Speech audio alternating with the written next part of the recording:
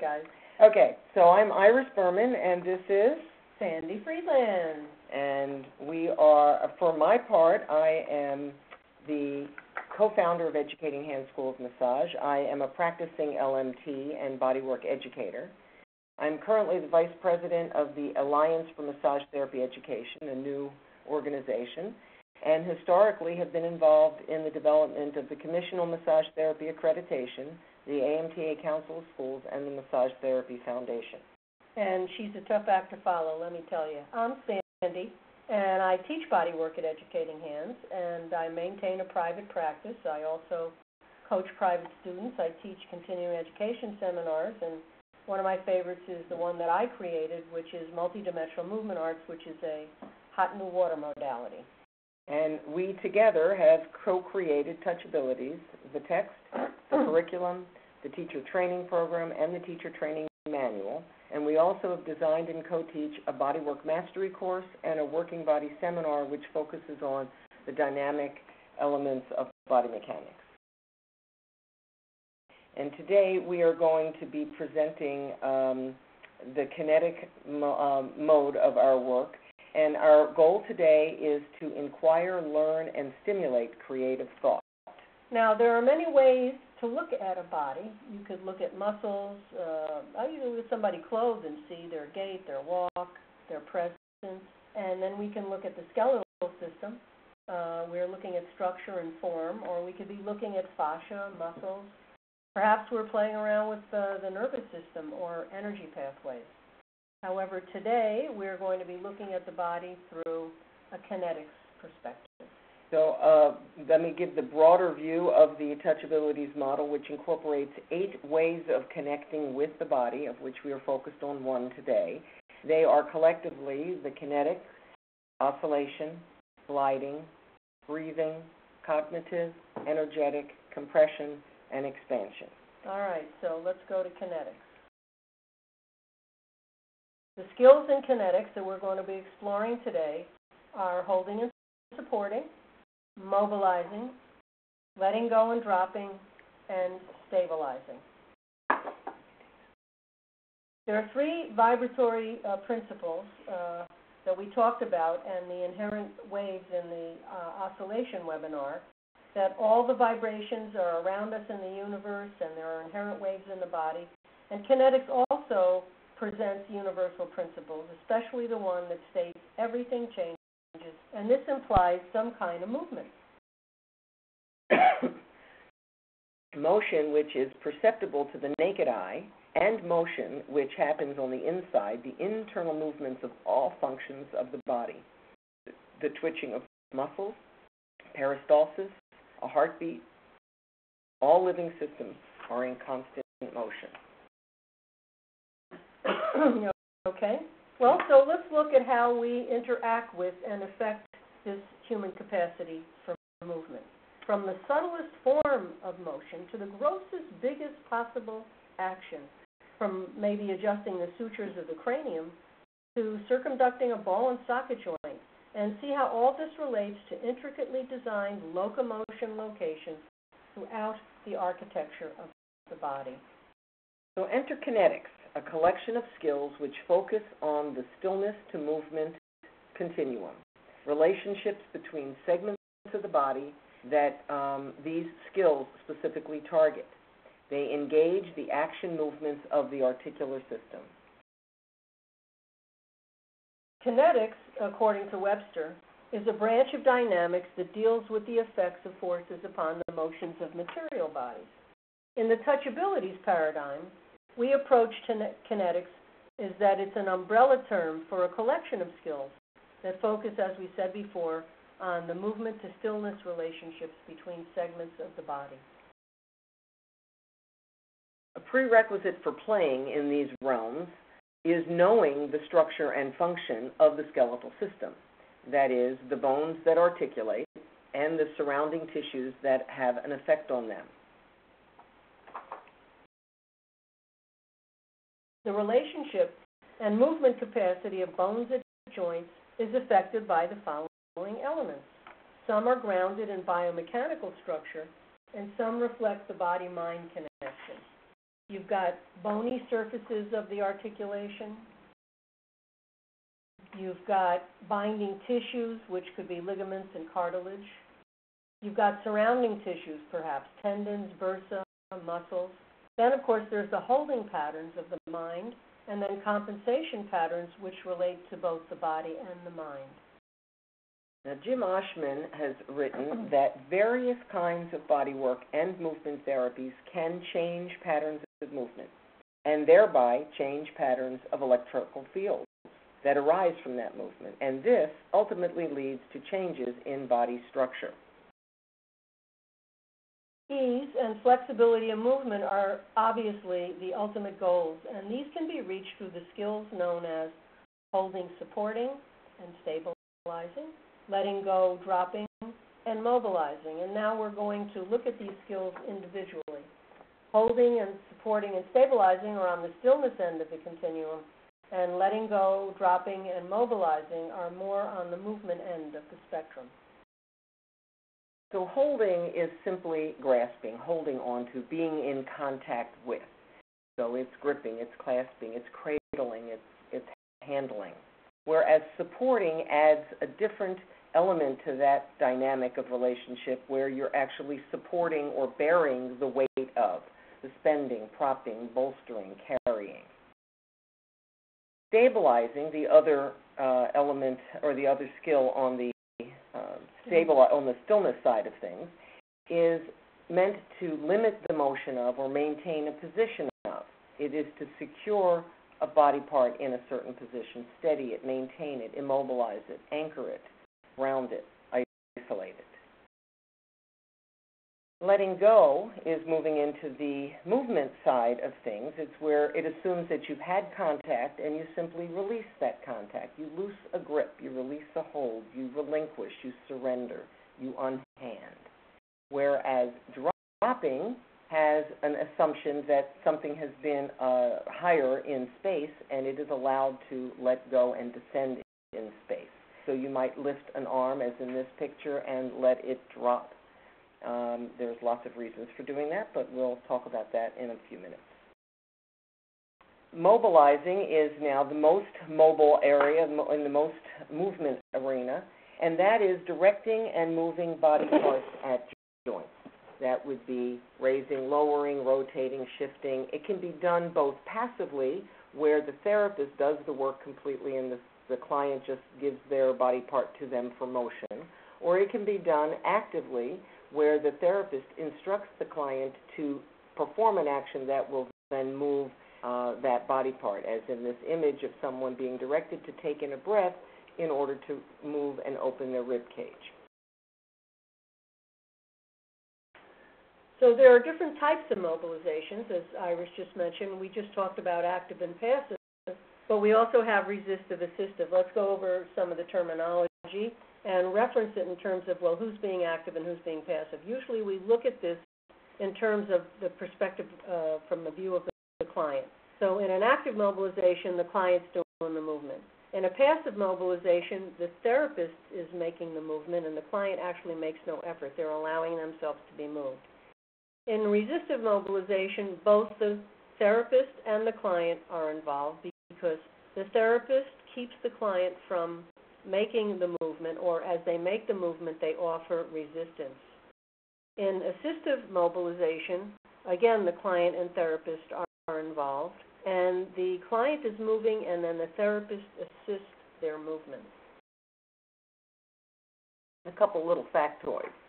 What do we gain from doing either passive or active mobilization? In the passive, where the client is not doing anything and the therapist is doing the work, there is an ability to get a good sense of the actual functioning and shape of the joint. It gives an assessment of the anatomical and biomechanical capacity of the joint structure itself. Where in the active, where the therapist is being not working and the client is doing all the work, they get to see how the person actually uses their body. What is their habitual holding, or in many cases, the compensation patterns that may be emerging. They can identify how their emotions and injuries manifest into the physical functionality of the body. and also can get some insight into the perception by the client of their capacity or their limitations. Now there's some further terms to play with here, that being isotonic and isometric. Iso meaning same and tonic meaning tone means that the muscle tone stays the same. It's the length that changes. So when you go to the gym and you lift a weight and you move an object through space, that would be isotonic. Isometric means the muscle length stays the same, iso, same, metric, size. The tone changes. So if I'm lifting, as you can see here in the illustration on the right, if I'm lifting something and it won't move, my muscle still contracts and shortens. However, nothing has changed in relation to the length of the size of what I'm doing. So there are a couple of other ways to use these elements for evaluating and treating the body, and these are the proprioceptive neuromuscular facilitation concepts. These are a collection of techniques that utilize neuromuscular principles that support a therapeutic intention. There is post-isometric relaxation and reciprocal inhibition are the two very commonly used ones in massage therapy, and they employ isometric contraction to achieve a goal, each based on a neurological principle. In post-isometric relaxation, there is the muscle that you would like to affect, and generally it is to lengthen, elongate, and release tension in that muscle. You identify your target muscle, and you engage that against resistance. This is based on the principle that a muscle will relax to the degree that it is contracted. Similarly, but slightly different, is reciprocal inhibition, where the muscle that is reciprocal to the target is the one that is engaged against resistance. And that is based on the neuromuscular principle that when a muscle contracts, the brain tells the muscle opposite it to relax. And so if you engage the muscle opposite what you would like released, you will create from the mindset that release. So those two are very common applications. One of the beauties of using the body this way is you're using the body the way the body works, and it becomes an inside-out job. If I were to stretch somebody, they might just go back to their natural holding pattern. But this way we're reprogramming the Golgi tendon apparatus, the muscle spindle cell mechanism, and so therefore the nervous system has been shifted. There's an elongation and a relaxation that could be a much more permanent change than if I came from the outside and just pulled on somebody's arm or leg or whatever body part. Now, these techniques can be used for assessment, observation, as well as treatment. And the question is not always, what's someone's range of motion? The intentions for using the kinetics are much broader than that. When we look at these four techniques, the holding and supporting and the stabilizing being on the quieter side, and the dropping, letting go, and mobilizing on the movement side, through these skills we can sense structures. We can sense the state of those structures and their relationship to each other. We can sense the weight, the shape, the position, the size, the texture, the vitality, and the receptivity of these structures. As well as other things, too. And we can use these skills to cradle and nurture. We can use them to create a sense of connection between the therapist and the client. There's a very, very broad range of options. So let's look at some of them in specific about what we can gain from them. Well, imagine picking up someone's arm. You're supporting it. You're holding it. And you've got it in a particular position. As you're waiting for the person to give you the weight of that limb, you can feel deep into their body. Maybe the shoulder muscles start to lengthen, open and release, and then fascial holding patterns shift, not only in the shoulder girdle, but then the chest and the whole arm elongate and soften. And you can use these skills as options to create trust between you and your client, perhaps connect points of energy within the body, holding on the shoulder and then into the elbow, connecting up those two joints, perhaps maybe even meridians or other places, or even release mental, emotional, and physical tension. So stabilizing, which is limiting the motion of or positioning, maintaining a position, this steadies an articulation. If you want to check the movement capacity at any joint, you would probably want to isolate that joint so that you're focused just on that. You can do that by limiting its motion above or below the area being mobilized. Imagine twisting your client's head to the right side while holding down their left shoulder. This turning motion with the stabilization creates and focuses a stretch to the upper traps, the head, and the facial muscles. The cervical spine is twisted and tractioned, and this would be in comparison to not stabilizing it. That stretch and mobilization would go much further down the back. The fascia is stretched. All the tissues that you are focused on are connected to the base of the cranium. This opens up the head and the whole back of the neck. It creates a fulcrum for that motion or leverage, and that can be repeated anywhere on the body. You use it to create a fulcrum to focus the movement. It can also be used with resistance to facilitate the PNF and other isometric techniques. And when used in conjunction with other mobilizations, it can be a great key and tool for conditioning, strengthening, and rehabilitation. Letting go, loosening a grip or releasing a hold, sounds pretty easy. It's on the movement end of the stillness to motion continuum of kinetic skills. Let's say you hold the head with one hand, and then you place your other hand over the heart chakra. Then you let go. You break your connection at these points, and you relocate yourself, and now you put one hand on the left shoulder, maybe the other hand on the right hip. Again, you release your grip and place your hand on other areas. In this way, you plug into and remove yourself from various locations as you navigate around the body throughout a session. So actually, what are we doing? We're breaking physical and energetic contact. This kind of application allows for repositioning and then movement to a different location on the body, and it leads to flow, expansion, and rebound from a compression. If I push into something and then I let go, it's going to bounce right back up. Now, dropping, as we said before, implies that a structure is actually elevated. And if you withdraw the support, it causes it to fall.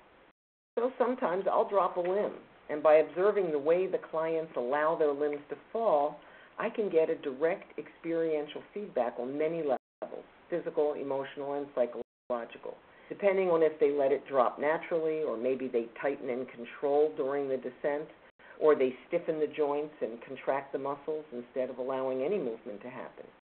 So by using dropping, I can discover holding patterns in tissue. I can use it to induce or reinforce a sense of surrender. And I can also support the client in developing a greater proprioception of their own body through space-time disorientation. And definitely on the movement side of the continuum, mobilizing skills, active, passive, whatever, can be used to qualify, quantify, and or increase range of motion, and assess the client's receptivity to touch and ability to release tension. Mobilizing body parts and constantly relocating tissue and challenging attachments can prevent fascia, joints, processes, circulation from being stuck or stagnant. For example, I can make all kinds of motions in myriad directions, let's say at the hip joint. Slow to fast, from big to small, from hard to soft. This could release blockages. It'll also move fluids, realign and open the acetabular-femoral space. I can use traction, flexion, circumduction, extension, AB and adduction. All of these applications will stimulate and even move energy along channels and tubes. I can affect zones, chakras, meridians, and even thought processes. So these kind of movements are really wonderful when it comes to reminding the body of its movement potential. Proprioceptors are activated. The joints are stretched and opened and pumped. It's moving fluids and hydrating the joint capsule. I can strengthen and tone muscles. Now, with any of these ways in which you touch, it doesn't matter how, they are affected by a lot of different things. The kinetics applications require some skill and understanding of the structures that are at play, but also of the factors that can influence the effect of the kinetic skills as well as any massage application. So you could vary the speed with which you move something. You could vary the rhythm and pattern of your action. You could shift the duration of a resistance, or the location of a movement, or the size, or the pressure that you apply. All of these things will give a difference in the results. Well, to quote Michael Shea, all motion is reciprocal. When you make a motion in one direction, feel what holds you back. What is its size? What is the quality of your holding? What is the quality of your opening? And where does your body bring awareness for balance in the reciprocal tension pattern? So as we said before, kinetics applications are truly powerful tools for assessment, for treatment, and for evaluation. It can help you to explore healthy structures and understand the state of their being, but you can also use it to test responsiveness to the work. You evaluate the state of things, you do something, and then you go back and you check it to see has it had the effect that you're going for. You can modify the body by increasing, decreasing, or optimizing the current capacity and function, and you can identify dysfunction. And when dysfunction is indicated and identified, the very same skills that you used for assessment, along with other touch skills, will provide the therapeutic influence. You can use the very same skills to do the treatment. And then intermittently throughout your treatment, you go back and check the responsiveness to see how it has affected the work. Some questions that you might ask when you're applying the kinetic skills is, and these are questions you may hold in your mind, is there acceptance of my presence and holding? You want to know that. Is it being received? Is there fluid mobility of the parts consistent with the client's action potential? Does the articulation feel dry or gritty, perhaps in need of hydration? Are there holding patterns, habitual or otherwise, that originate in any of the realms, physical, mental, or emotional fields? Is their range of motion less than optimal? And are there bony or soft tissue limitations to the movement? And you might have other questions to ask, but these give you an idea of what to sense for when you are applying these skills.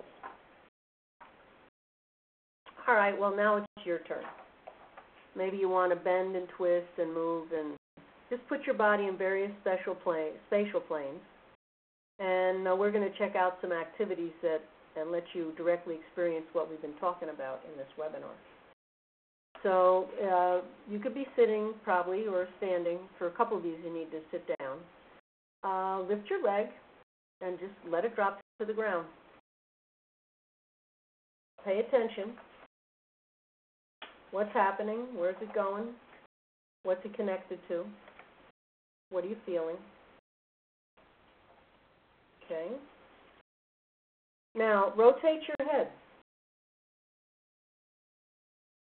Turn it to the right, turn it to the left. See where you can look with your eyes, see what's happening. Now, as you rotate your head, take your eyes and let your eyes lead you to the right and then to the left and see where that gets you. How does it feel? Are there any restrictions? Has anything changed from the first movement that you made? Well, now we're going to do that with resistance. As you turn your head to the right, put your right hand there and don't go to the right, and hold it for about 10 seconds. Remember to keep breathing. Keep looking to turn your head to the right, but don't take it there. Don't let it go because you're stopping it. You're just matching the pressure with your right hand. And so now take an inhale, and on the exhale, release your pressure, and then turn your head all the way to the right, using your eyes as lead, and see how far you go. Let's balance you out now, so do that back to the left. Put your left hand up and lean it against your cheek or the side of your head. And then turn your head to the left. Don't let it go. You're resisting. You're just matching the amount of pressure that your hand's giving you. Remember to breathe and just use those muscles that are involved with that location of your body. Notice if you're holding anywhere else and let it go. So now take an inhale, and on the exhale, release your pressure. Turn your head all the way around to the left using your eyes and see where that takes you. Okay. So now hold your elbow for 10 seconds and then just release your contact when you reach the 10 seconds. Once you've done that, just feel the difference between one elbow to the other because of the contact. Flex and extend a knee, right or left, whatever. How does it feel? You noticing any strength or weakness in your muscle or sounds coming from your joint? And then what's happening in that particular location, and how does that reflect out into any related areas? You can flex and extend a few times. See how that works. Notice what's affected.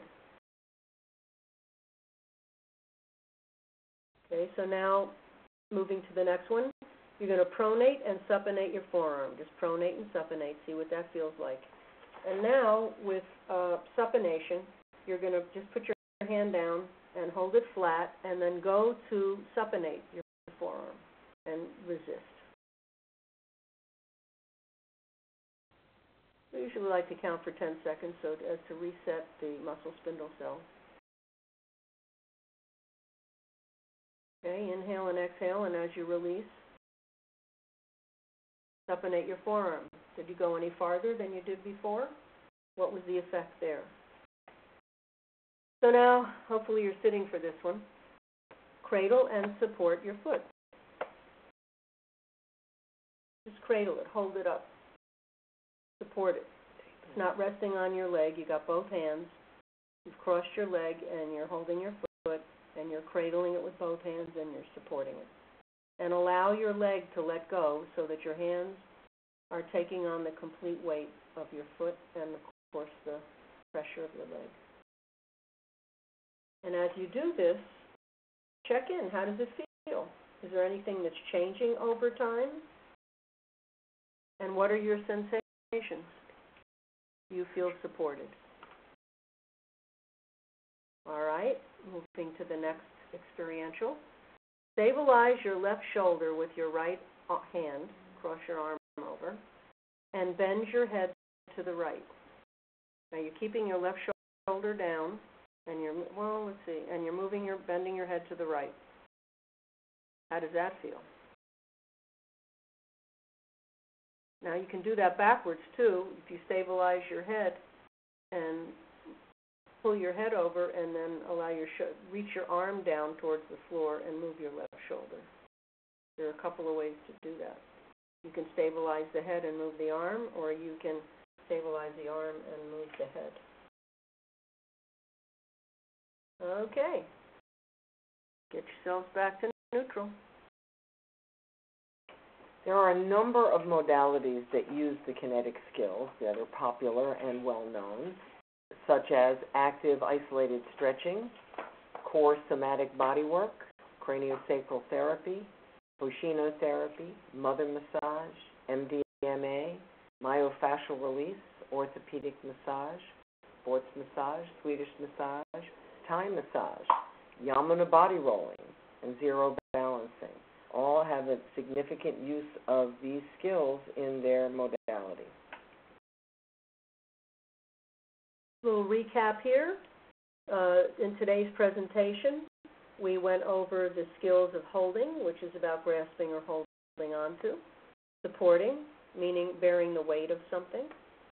Stabilizing, referring to limiting the motion of or maintaining the position of, so we can isolate. Letting go, just letting go of, releasing a hold, taking away the grip.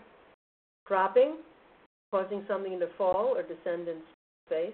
And mobilizing, directing and moving body parts at joints.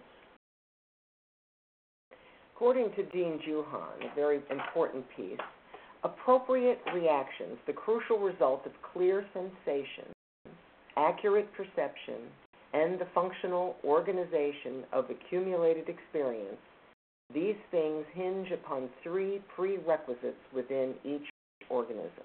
One is the free anatomical ranges of motion, unrestricted by habituated limitations or unnecessary defensive inhibitions, and the ability to preserve and repeat movements and sequences that have proved in the past to be effective under recognizable conditions, and lastly, the additional and quite separate ability to react with open-ended, creative flexibility of all sorts of novelties, both enhancing and destructive. So the core intention of the kinetic skills is to have you supported to that free anatomical range with the ability to preserve and repeat and the ability to respond open-endedly to whatever stimulus is there. So that is our presentation, and we'd like to open it up to questions. So we're going to unmute the... The conference is now in talk mode. Anybody have any questions?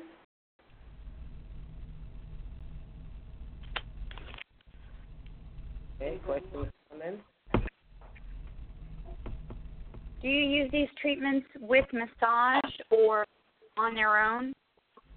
Either way, and they are massage. They are four of the core skills of the whole profession, and they're utilized by a whole lot of different modalities, as we presented, plus many others, as a core incorporated element of their treatment.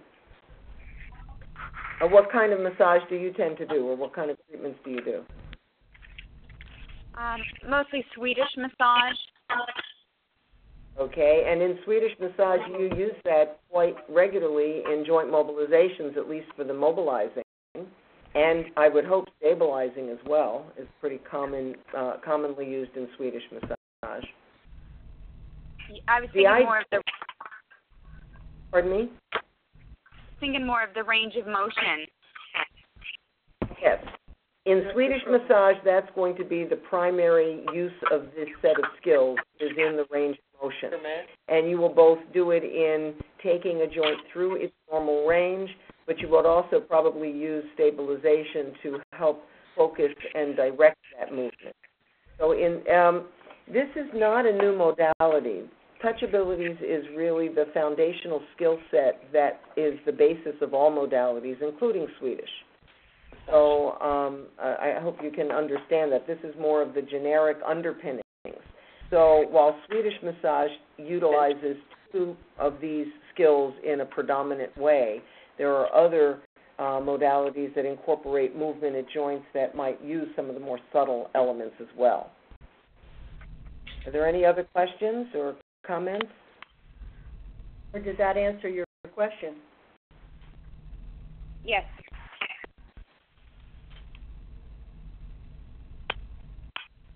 Are the listeners here people from schools, or are you teachers, or are you therapists?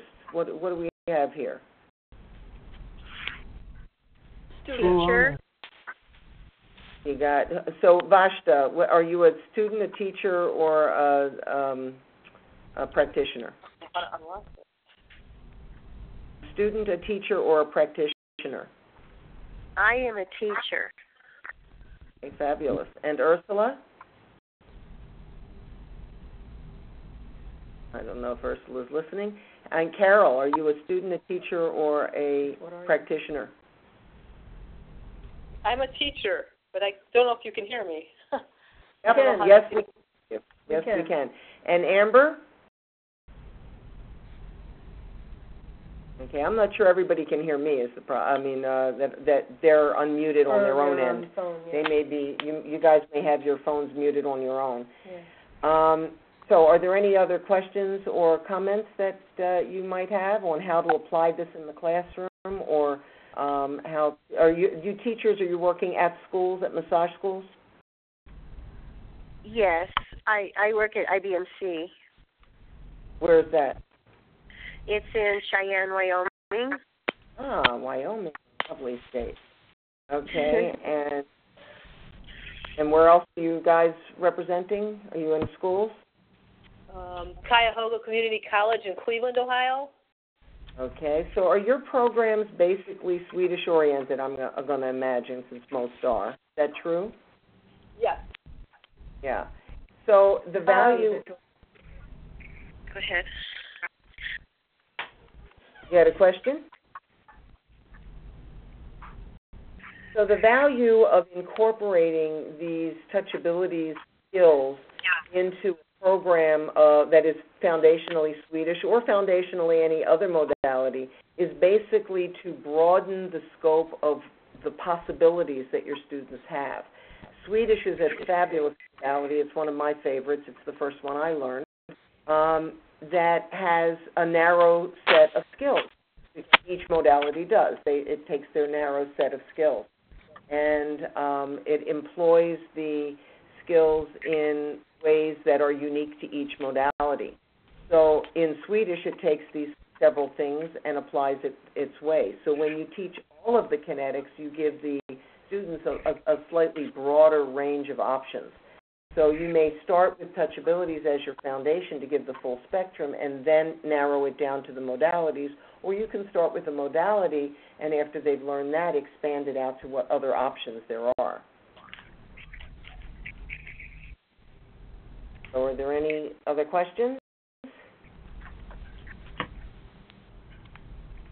No. Okay, well, thank you all for joining us. And if you have any further questions later on down the line, you are welcome to contact us at touchabilities.com or call Milady at the number at the bottom of the screen in order to order a sample of the book or have any other questions related to it. And also for you teachers, there are lesson plans and a teacher's manual to help integrate this into a program that you may already have. Great. Well, thank you very much. Thank you.